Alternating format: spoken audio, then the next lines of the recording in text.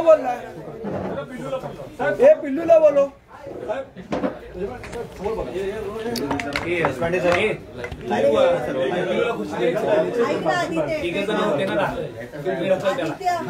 मग एकदा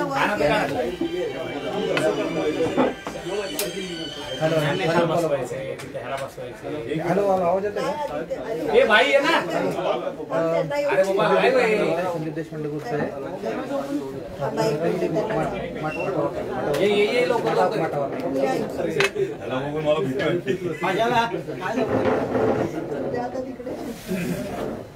हे पिलू कुठे हे पटकन अरे 22 तारीख हा येतोय का सुरू करायची थांब पिल्लूला येऊ दे, अरे तुम्ही फ्रेम मध्ये सगळे लाईव्ह आता पिल्लूला येऊ दे, बोलव ना मग नाही वीक झालाय तो बिचारा, त्याला खूप त्रास दिला तुमच्यामुळं, तुमच्या दोघांमुळं।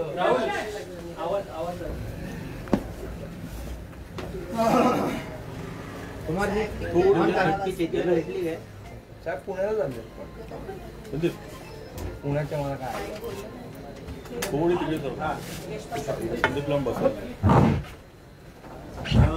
शिफ्ट होते ना त्याला उभा राहता येणार नाही पिल्लू कुठे येणार ना भाई मध्ये येणार हो येतोय बोल बोल तुम्ही करा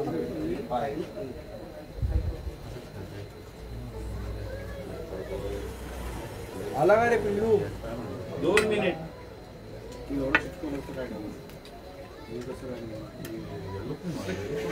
आमच्याकडे दमच नाही थांबले आम्ही करून टाकलं बघा भाई काय करू?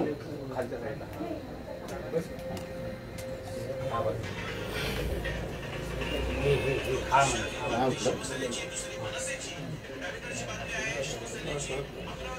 याला काय झालं रेसीला? मी लावू तो कूलिंगचा खूप प्रॉब्लेम होतो त्याचा, तो आता बहुतेक नवीन घ्यावा लागेल। तो बंद करतो, आवाज खूप होतो। तो बंद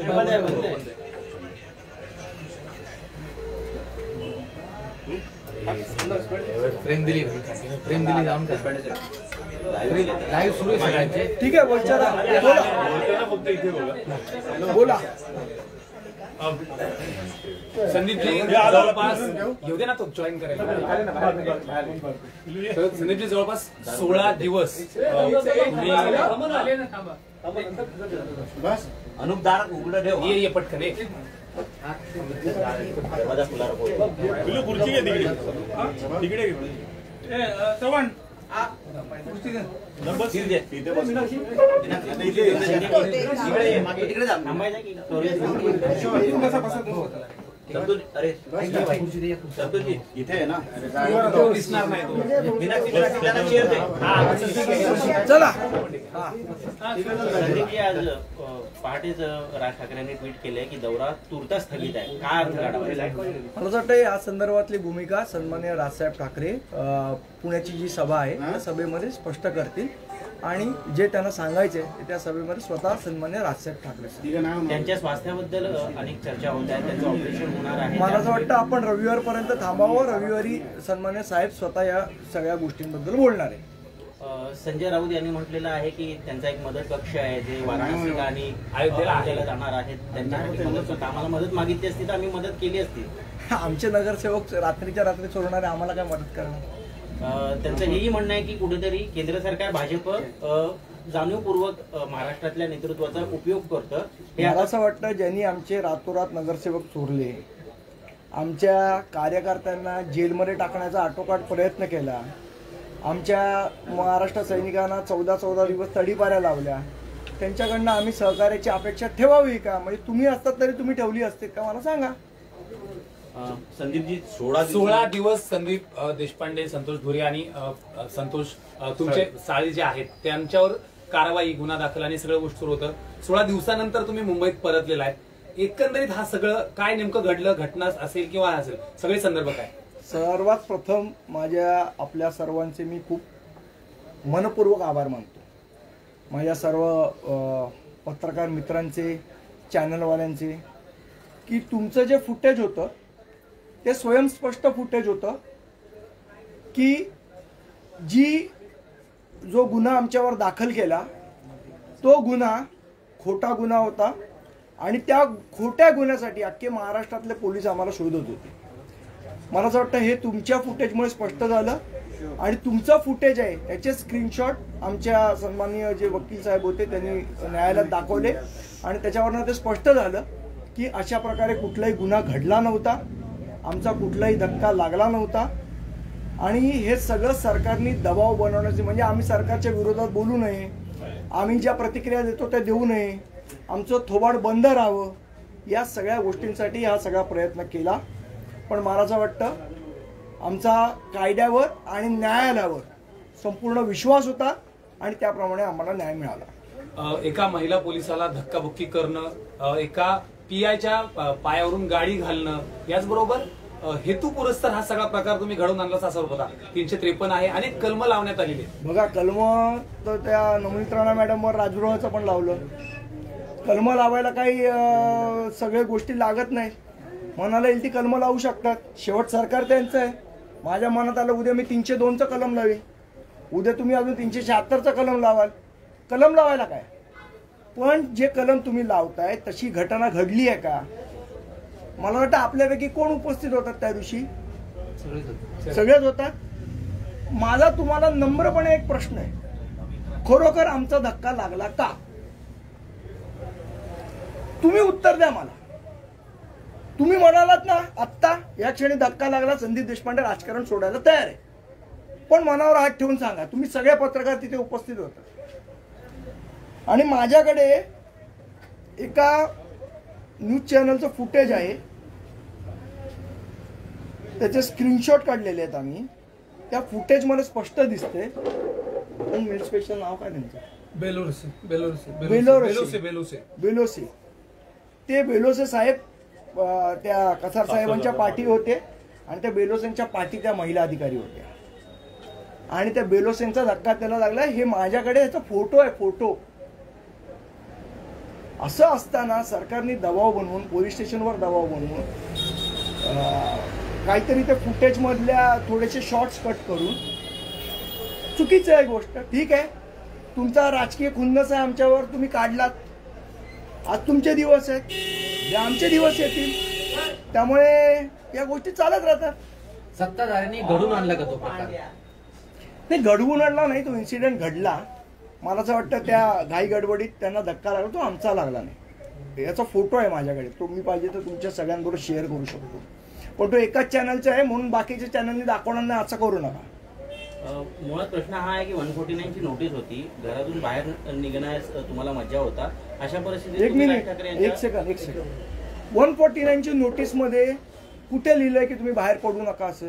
वाचा ती नोटीस, वाचा 149ची. मला असं वाटतं आपण बातम्या आपण करण्यापूर्वी पहिले कायदा समजून घेतला पाहिजे. 149 नोटीसमध्ये असं म्हटलं होतं की तुमच्यामुळे जर कायदा सुव्यवस्थेचा प्रश्न निर्माण झाला तर तुम्हाला त्याच्यावर जबाबदार धरण्यात येईल. कायदा सुव्यवस्थेचा प्रश्न निर्माण झाला होता का? तर नव्हता झाला. मग जबाबदार तुम्ही कशासाठी ठरलं आम्हाला?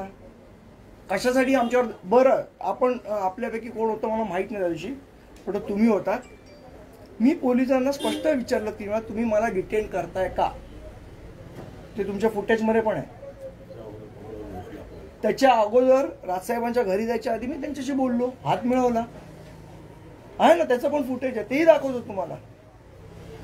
असं असताना तुम्ही जर अशा पद्धतीने सुडाचं राजकारण जर हे सरकार करणार असेल तर मला वाटतं गांधीजींचं एक वाक्य आहे की मी डोळा काढला म्हणून तू डोळा काढलास, तर त्याचं मला असं वाटतं कुठेच एंड नाहीये त्याला. आज तुम्ही सुडाचं राजकारण करताय, उद्या सत्य आल्यावर आम्ही तुमच्यावर सुडाचं राजकारण करू, तर त्याला शेवट कुठे आहे? हे कुठल्या पद्धतीचं राजकारण महाराष्ट्रात चाललंय की एकमेकांवर एवढा खुन्नस ठेवायचा? रात्री 12-12, 1-1 वाजता माझी पत्नी एकटी असताना, माझा मुलगा लहान असताना तुम्ही घरी पोलीस पाठवता लपून. त्याचंही सीसी फुटेज आहे माझ्याकडे. कशा पद्धतीने तुम्ही एका महिलेला न घेता तुम्ही दुसऱ्यांच्या घरी जाता दबाव निर्माण करायला म्हणून. हे कुठल्या पद्धतीचं राजकारण आहे? आणि तुम्ही नंतर तुमच्या भाषणामध्ये म्हणणार की केंद्र सरकार सुडाचं राजकारण करते. मग तुम्ही काय करताय? ठीक आहे, जी घटना घडली ती आम्ही न्यायालयात लढा दिला, आम्ही ती गेलो. पण मला असं वाटतं की जबाबदारीचं भान हे सगळ्यांनी बाळगायला पाहिजे. की आपण समजा एखादी बातमी जरी दाखवतोय तरी ती खरोखर तिथे घटना घडली आहे काय तिथल्या पत्रकारांना माहिती होतं. बरोबर, मी आपल्या सगळ्यांसमोर एक नम्र विनंती करतो की आमचा धक्का लागल्याचं एक जरी फुटेज दाखवलं, संदीप देशपांडे राजकारण सोडून दे, सोडून देईल. एकाने दाखवा फुटेज की बाबा हा तुमचा गाडीचा दरवाजा लागला किंवा या गाडीचा धक्का लागला किंवा आमच्यापैकी कोणाचा स्पर्श झाला त्या ताईंना. का मग त्या ताईंना आतापर्यंत रजेवर टाकले? सक्तीची रजा का दिली आहे त्यांना? का त्यांना मीडिया समोर आणलं नाही? पण हे प्रश्न कोणीच विचारले नाही, कारण आम्हाला विचारायचेच नाहीत ते प्रश्न. हे सगळं सुरू असताना अर्थात तुम्ही त्यावेळी नव्हतात, पण राज ठाकरेंनी एक पत्र लिहिलं होतं की सत्तेचा ताम्रपट घेऊन कुणी जन्माला आलेलं नाहीये आणि त्यात थेटपणे उद्धव ठाकरे मुख्यमंत्र्यांचं नाव घेण्यात आलं होतं. हे सगळं कोण करते असं तुम्हाला वाटतंय? ज्या पद्धतीने सगळी कारवाई झाली. सर्वात पहिले तर सन्माननीय राजसाहेबांचे खूप खूप आभार. या सगळ्या कठीण परिस्थितीमध्ये माझ्या कुटुंबियांच्या मागे ते खंबीरपणे उभे राहिले, आमच्या मागे खंबीरपणे उभे राहिले आणि माझ्या पक्षातले सर्वच नेते मंडळी, आमचे सर्व महाराष्ट्र सैनिक उभे राहिले. बरं, माझं ठीक आहे, माझ्यावर तुमचा खुन्नस होता राजकीय. त्यांनी विचार संतोषनी काय वाईट केलेलं? हा तर बाजूला उभा होता, हे तर सगळ्यांनी बघितलं. मग ह्याच्यावर का केस घातली? बरं, घातली ती घातली. जेलमध्ये अत्यंत वाईट परिस्थितीत त्यांना ठेवलं गेलं. म्हणजे एका राजकीय आता राजकीय गुन्हा होता, याला तुम्ही खुनी लोकांच्या बॅरकमध्ये ठेवता त्रास द्यायला म्हणून. अट्टल गुंडांच्या बॅरकमध्ये ठेवता तुम्ही आमच्या संतोष साळीला, शाखाध्यक्षाला. एवढं तुम्हाला सूड उगवायचं आमच्यावर? मला असं वाटतं या पद्धतीचं राजकारण हे फार काय त्याला असं म्हणतो, ज्यांची फार लहान बुद्धी आहे अशा पद्धतीचं राजकारण आहे. संदीपजी, जेव्हा तुम्ही फरार होता तेव्हा भूमिगत म्हणा, भूमिगत. फरार कोण असतो सांगता? परत तो बरं झाला शब्द वापरला. फरार या शब्दाचं डेफिनेशन काय, त्याची व्याख्या काय, एकदा ती आपण समजून घेऊया. एखाद्याच्या वर गुन्हा साबित झाल्यानंतर तो सापडत नाही ना, त्याला फरार असं म्हणतात. आणि भूमिगत म्हणाल तर आता भावना गवळी सुद्धा भूमिगत आहेत, अनिल देशमुख पण होते. आणि जे शिवसेनेचे शहाणे नेते आम्हाला सांगत होते हजर व्हा, हजर का नाही होत, भावना गवळी का नाही हजर झाली हो आतापर्यंत? अनिल देशमुख किती दिवस लपले होते? प्रताप सरनाईक कुठे गायब होते? तुमचा तर गृहमंत्री होता आणि आम्हाला सल्ले देताना लाजा नाही वाटत एकाला पण? सर, या दरम्यान राज ठाकरेंनी तुमच्याशी संवाद साधला नाही, तो आमचा वैयक्तिक विषय, तो तुम्हाला सांगणार का? पण मी तेच म्हणतोय परत एकदा की संतोष आणि संदीप देशपांडे दोघंही वारंवार सरकारच्या विरोधात बोलतात म्हणून हे ठरवून झाले असं वाटतं? नाही, महाराष्ट्र नवनिर्माण सेनेचा प्रत्येक महाराष्ट्र सैनिक हा अन्यायाच्या विरोधात लढतच असतो. एकट्या संदीप देशपांडे किंवा संतोष धुरीचा विषय नाही, हा महाराष्ट्र सैनिकांचा विषय. सगळ्यांना तडीपाऱ्या लावल्यात तुम्ही 14-14 दिवसाच्या. या पूर्ण आंदोलनाच्या दरम्यान अशी कुठलीही हिंसक घटना घडली की ज्याच्यामुळे तुम्ही हा सूड उगवताय आमच्यावर? का आम्ही हनुमान चालीसा म्हटलं हे तुम्हाला झोंबलं? का सन्माननीय राजसाहेब बाळासाहेबांचे विचार पुढे घेऊन चाललेत हे तुम्हाला झोंबलं? नेमकं झोंबलं काय? सूड उगवताय ठीक आहे, पण कशाचा सूड उगवताय हे तर कळू द्या आम्हाला. याला एक प्रश्न आहे. ज्या पद्धतीने तुम्ही आता मुद्दा उघड केला, तुमच्या शाखाध्यक्षाला अटक केल्यानंतर पोलिसांकडून व्यवस्थित वेगळ्या प्रकारची म्हणजे पोलिसांकडनं नाही, जेल प्रशासनामध्ये जे अट्टल गुन्हेगारांचं बॅरेक असतं त्या बॅरेक मध्ये संतोषला का ठेवलं तुम्ही? तशाच प्रकारचा आरोप हा नवनीत राणा यांनी देखील केला होता. म्हणजे ते लोक करतातच. जी आहे घटना ती आहे इथे समोर. विचारायला कुठल्या 7 नंबरच्या बॅरेक मध्ये ठेवलं? 7 नंबरच्या बॅरेकला कोणाला ठेवतात? ज्यांना अर्थरोड माहिती आहे त्यांना विचारा ही गोष्ट. अशा पद्धतीने तुम्ही सूड उगवणारच आमच्यावर? राजकीय हे राजकीय सूड उगवण्याचं षडयंत्र नाहीये. एकीकडे महाविकास आघाडी म्हणते की भाजप सरकार, केंद्रातील भाजप सरकार सुडाचं राजकारण करतं आणि इकडे तुम्ही म्हणता की इथलं महाविकास आघाडी सरकार राजकारण करतंय. तुम्ही कसं पाहता याकडे? मी आता तुम्हाला सांगितलं काय काय केलं ते, त्याच्यावर तुम्ही कसं पाहता ते सांगा मला. संदीप, फक्त दोघांसाठी जी माहिती तुमच्यापर्यंत देखील आहे आणि संपूर्ण यंत्रणा अगदी टॉप नाही, आम्हाला पोलिसांविषयी काही तक्रार नाही. ते त्यांचं काम करत होते आणि त्यांनी त्यांचं काम केलंच पाहिजे. पण मला असं वाटतं त्यांनाही आतमध्ये कुठेतरी माहिती होतं की आपण ज्यांना शोधतोय ते काय कोणाचा मर्डर करून पळाले नाही, कोणाचा रेप करून पळालेला नाही, कुठली घरफोडी करून पळालेली नाहीये. त्यामुळे त्यांना कळत होतं की आपण काय करतोय, पण सरकारचा दबाव असल्यामुळे त्यांचाही नाईलाज असा. संदीप जी, हिंदी में जानना चाहेंगे, आज राज साहब ने एक ट्वीट किया है जिसमें उन्होंने कहा कि अयोध्या का जो दौरा है फिलहाल स्थगित है. ये बताया जा रहा है कि उनकी तबीयत खराब है, इस वजह से दौरा नहीं हो रहा है. तो इसके बारे में कोई देखिए, जानकारी? इसके बारे में जो भी भूमिका है 22 तारीख की जो रैली है उसमें खुद स्वयं राज साहब स्पष्ट करेंगे. संजय राउत जो है अभी थोड़ी देर पहले उन्होंने मीडिया से बोला कि जिस तरीके से बृजभूषण शरण सिंह जो वहाँ के एमपी हैं यूपी के, वो जिस तरीके से लगातार उनके दौरे का विरोध कर रहे थे, कहीं ना कहीं उस बात को लेकर उसकी परिस्थिति को समझकर उन्होंने ये दौरा रद्द किया है. अगर जो है, जबकि शिवसेना की तरफ से आदित्य ठाकरे और शिवसैनिक अयोध्या यात्रा पे जा रहे हैं, इसको किस तरीके से देखते हैं? टिप्पणी की. सॉरी, मैंने आज सुबह का कपिल शर्मा का कॉमेडी शो नहीं देखा है, मैंने नहीं देखा सुबह का. ये जो पूरी घटना हुई थी संदीप, आप लगभग जो है 16 से 17 दिनों तक अंडरग्राउंड थे, आप थे और धुरी जी भी साथ में ही थे आप लोग. इस पूरी घटनाक्रम को कैसे देखते हैं? ये जो पूरा मामला हुआ था, इसको किस तरीके से आप देखते हैं? लगातार जिस तरीके से सरकार के करनी पर, उनके वक्तव्यों पर, उनके बयानों पर जो हम सवाल उठा रहे थे, उसी की सजा देने की कोशिश हमको की गई. और ये पूरे बदले की भावना से ये सरकार सरकारी यंत्रणाओं का इस्तेमाल कर रही है, पुलिसों का इस्तेमाल कर रही है हमारे ऊपर दबाव बनाने के लिए. लेकिन एक बात मैं बहुत स्पष्ट करना चाहता हूँ, इस ऐसे कोई भी चीज से हम लोग डरने वाले नहीं हैं. सवाल तो उठेंगे और सवाल तो पूछेंगे. सचिन सावंत यांनी एक प्रश्न विचारलाय, राज ठाकरे यांच्या नामुष्कीला भाजपच जबाबदार आहे. याच्याबद्दलची भूमिका स्वतः साहेब 22 तारखेला बोलतील, त्यामुळे मी आता याच्याबद्दल बोलणार. माझी तो आपल्याला विनंती आहे, अयोध्या दौऱ्याचे प्रश्न पण विचारू नये. एक महिला जो है पुलिस अधिकारी के साथ जो है उनके ये कहें कि उनके ऊपर हमला करने का या जो है गाड़ी से उन्हें ठोकर मारने का, इस तरीके से मैन हैंडल करने का एक जो है कलम आपके ऊपर लगाया गया था, जो FIR दर्ज हुई थी. इसको किस तरीके से देखते हैं?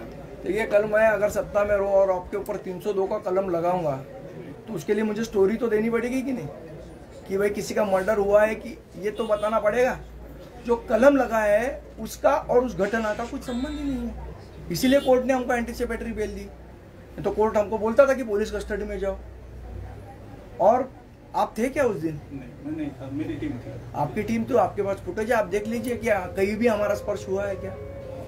आज उस महिला अधिकारी को जानबूझकर कंपलसरी लीव पे भेजा गया है. क्यों भेजा गया है? मुझे लगता है सवाल आपने पूछना चाहिए सरकार को. जिस समय आपने जैसा मैं बात कर रहा हूँ, उनको भी पूछिए सवाल कि भाई आपको धक्का लगा था क्या, आपको दरवाजा लगा था क्या. मेरे ख्याल से आपकी एक रिपोर्टर थी जिन्होंने उनको उठाया, आज वो शायद नहीं है, उनसे पूछ लीजिए, उनका बाइट लीजिए. मैं तो कहता हूँ जी संदीप जी, जिस समय आप अंडरग्राउंड थे उस समय ये भी कहा जा रहा था, कई सारे जो विपक्ष नेता हो, चाहे एनसीपी की तरफ से हो, शिवसेना की तरफ से, हर कोई ये कह रहा था कि अगर आपने कुछ गलत नहीं किया, जैसा कि आपकी तरफ से, आपके वकीलों की तरफ से दलीलें कोर्ट में दी जा रही थी कि हमने कुछ गलत नहीं किया, ऐसा कुछ हुआ नहीं था, तो सामने क्यों नहीं आ रहे हैं, भाग क्यों रहे हैं, अंडरग्राउंड क्यों हो गए? देखिए, ऐसा है, उसको एंटीसिपेटरी बेल कहते हैं कि हमको सरकार को ये करना था कि हमको जानबूझकर अरेस्ट करें. तो उसमें क्या मतलब, मैंने जो गुनाह नहीं किया उसके लिए मैं अरेस्ट हो जाऊं? और मैंने गलत नहीं किया है इसलिए आज मैं इधर हूं. 14 दिन नहीं था, लेकिन गलत नहीं किया इसलिए आज इधर हूं. और गलत नहीं किया होता तो भी ये लोगों ने मेरे को 14 दिन और 1 महीना रखने का प्लान किया था. तो ऐसे सरकार की दादागिरी को हम चलने दें? क्या हमको अधिकार नहीं हम कोर्ट में जाके हमारी बात रखे और कोर्ट से न्याय मांगे? आप इस समय जो है आपको आपके खिलाफ FIR, साथ में जो है मनसे के कई सारे कार्यकर्ताओं को तड़ीपार किया गया, उनके खिलाफ मामले दर्ज किए गए, उसको लेकर एक बाकायदा राज साहब ने मुख्यमंत्री को लेटर लिखा था जिसमें साफ तौर पर उन्होंने कहा था कि आप जिस तरीके से टारगेट कर रहे हैं वो राजनीति सही नहीं है. इसको किस तरीके से देखते हैं? वही मैं अभी वही बता रहा हूँ ना, जो सन्मान्य राज साहब ने कहा कि जिस प्रकार से आप बदले की राजनीति कर रहे हैं, मुझे लगता है वो गलत है. ये महाराष्ट्र की परंपरा नहीं है, बिल्कुल नहीं है. संदीप,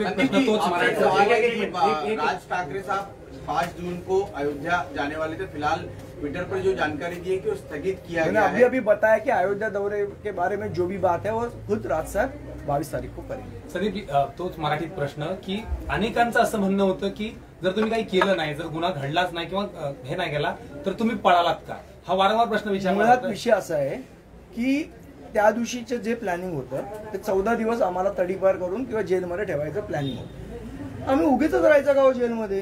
तुम्हाला उद्या मी उचलून नेलं आणि तुम्ही राहाल का जेलमध्ये? तुम्ही तुमच्या बचावाचा तुम्हाला कायदेशीर अधिकार आहे ना, मग तो आम्ही आमचा अधिकार वापरायचा नाही का? म्हणजे तुम्हाला पूर्वकल्पना होती की तुम्हाला 100%. जसे पोलीस त्यांचे आहेत तसे आमचे काही मित्र आहेत पोलिसांमध्ये. Okay, thank you. साडीचा अनुभव थोडा सांगू थोडक्यात. राहू दे. ठीक आहे, थँक्यू. चलो. आदित्य धुरेंचे थोडे तर विज्युअल्स घेऊया. संतोष आदित्य संतोष धुरेंचे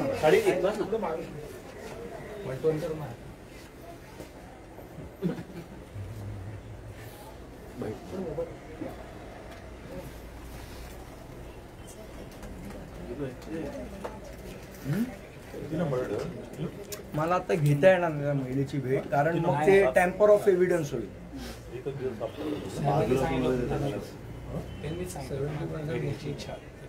त्या साहेबांचं ठीक आहे, साहेब घेऊ शकतात. मी घेतली तर काय होणार? टॅम्पर ऑफ एव्हिडन्स होईल. पुराव्याशी छेडछाड असं. हे काढा रे.